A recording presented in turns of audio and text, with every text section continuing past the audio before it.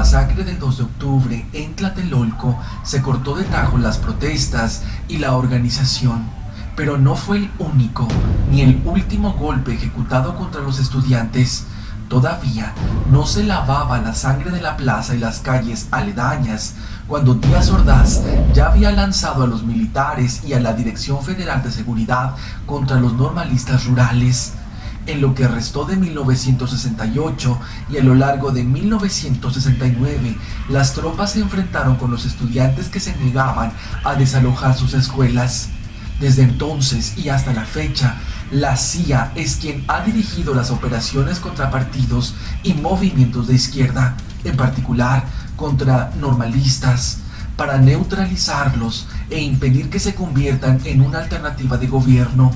De aquel 1968 en Tlatelolco al 2014 en Ayotzinapa, nada ha cambiado, los objetivos son los mismos y los perpetradores también.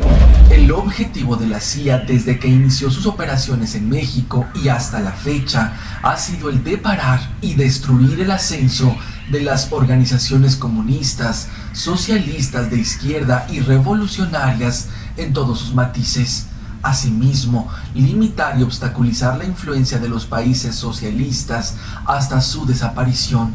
El trabajo de la CIA es desarrollado mediante el reclutamiento e infiltración de agentes dentro de las organizaciones.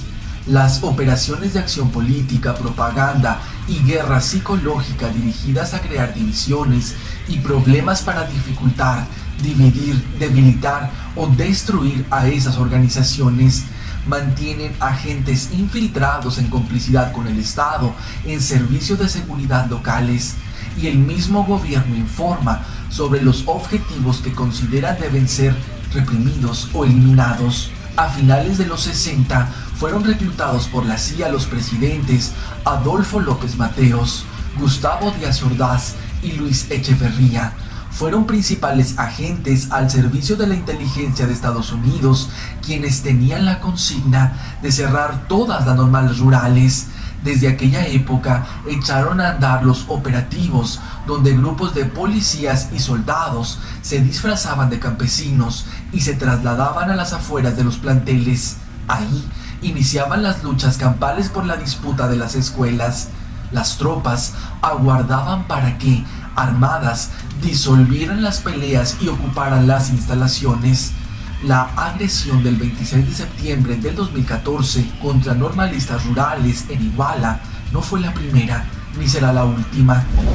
Carlos Mendoza realizó el documental 1968, La Conexión Americana, que es particularmente ilustrativo del rol que desempeñaron entonces el embajador estadounidense Fulton Freeman, el director de la CIA en México, Winston Scott, y otros integrantes de esa agencia, quienes además tuvieron participación en la ejecución de golpes militares en naciones de América Latina como Guatemala, Perú y Brasil en los años 60.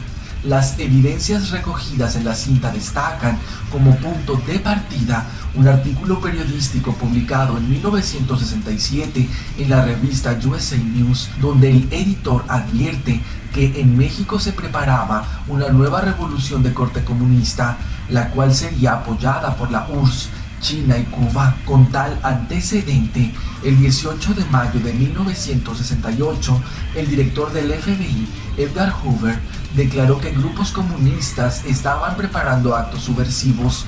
Así, desde el inicio del conflicto estudiantil, tanto el gobierno mexicano como el estadounidense alimentaron en los medios de comunicación de la época la falsa idea que detrás de las protestas estaban agentes del comunismo internacional con sus aliados mexicanos. 4 días antes de la masacre de Tlatelolco, el jefe de la CIA, Richard Helms, estuvo en México, quien le dijo al entonces secretario de la Defensa Nacional que contaba con todo el apoyo del Departamento de Estado de su país para que declarara un estado de sitio la madrugada del 3 de octubre de 1968. Los militares que intervinieron fueron identificados no solo como creadores de grupos de choque, también se les ubicó como piezas importantes en actos de provocación contra los estudiantes antes de la noche de Tlatelolco y particularmente en la represión del 2 de octubre de 1968. Las prácticas impuestas por la CIA desde los 60 continúan vigentes. Cada 5 días desaparecen forzadamente 8 personas en México. Además, a diario son levantados más de 5 individuos de quienes no se vuelve a saber. El drama actual contrasta con los desaparecidos políticos de la Guerra Sucia, 7 por cada 50 días. Los actuales crímenes de lesa humanidad son 962.9% más que los cometidos en el periodo de 1962 a 1987. Con el nombre de Guerra Sucia se conoce en México un conjunto de medidas de represión militar y política encaminada a disolver a los movimientos de oposición política y armada contra el Estado mexicano, que fue de carácter selectivo y bajo la cobertura de una prensa cómplice de los militares. En México, la Guerra Sucia es un tema poco conocido por el grueso de la población.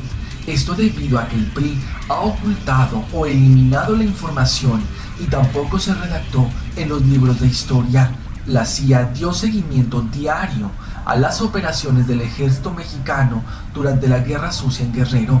Con verdad, hasta el 2014 dio cuenta que en los trágicos hechos registrados en Guerrero en la década de 1969 a 1979 se documentaron 230 desapariciones forzadas, 206 hombres, 15 mujeres y 9 menores de edad, así como 24 ejecuciones sumarias y 2 violaciones, entre ellas la de una menor, y más de 600 casos que siguen sin esclarecerse. Las prácticas de desaparición forzada de personas hoy en día en sociedades democráticas sobreviven, se perfeccionan y en algunos casos se extiende a la población que no realiza actividades políticas.